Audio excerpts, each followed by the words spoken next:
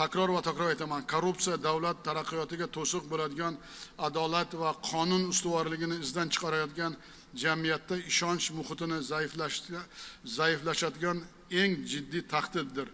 Korrupsiyaga yo'l qo'yish esa islohotlarimizga xiyonat desak bu to'g'ri bo'ladi.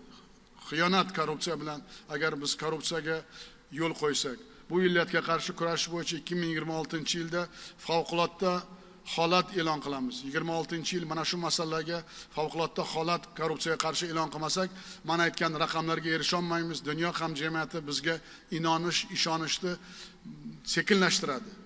Yana bir marta mana shuni aytayapman. Barcha idoralar compliance va korrupsiyaga qarshi ishchi nazorat mas'ul o'rinbosarlari yangidan lavozimi joriy etiladi. Hisob palatasining vakili faoliyati yo'lga qo'yiladi. Har bir idoraga kirib boraman. Qanday og'ir bo'lmasa ham har bir idoraga kirib ko'zimizni moshtak ochib, kimgadir yoqmasa ham aytamiz bu gaplarni. Tizimimiz ancha eskirib qoldi. Shuning uchun yangi tizim joriy qilamiz mana shu korrupsiyaga qarshi. Ushbu rahbarlar, bu men qo'ygan mana shu yangi tizim yaratayotgan rahbarlar tizimdagi nopok shaxslarni aniqlash, shuningdek byudjet mablag'larini talon-taroj qilish va mansabni suiiste'mol qilish holatlari oldini olish bo'yicha ta'sirchan nazoratga o'tadi va prezident oldida hisobot beradi.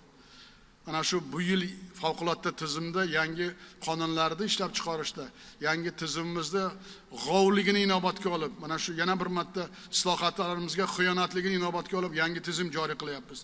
Davlatning har bir so'm mablag'i resursi bo'yicha shaxsiy javobgarlik kuchaytiriladi.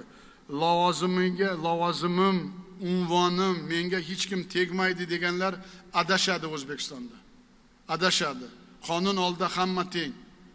Ichki ishlar, prokuratura, soliq, bojxona, moliya, bank, yirik davlat kompaniyalari, vazirlar va hokimlar bir so'z bilan aytganda bironta idora va tashkilot nazoratda chetda qolmaydi.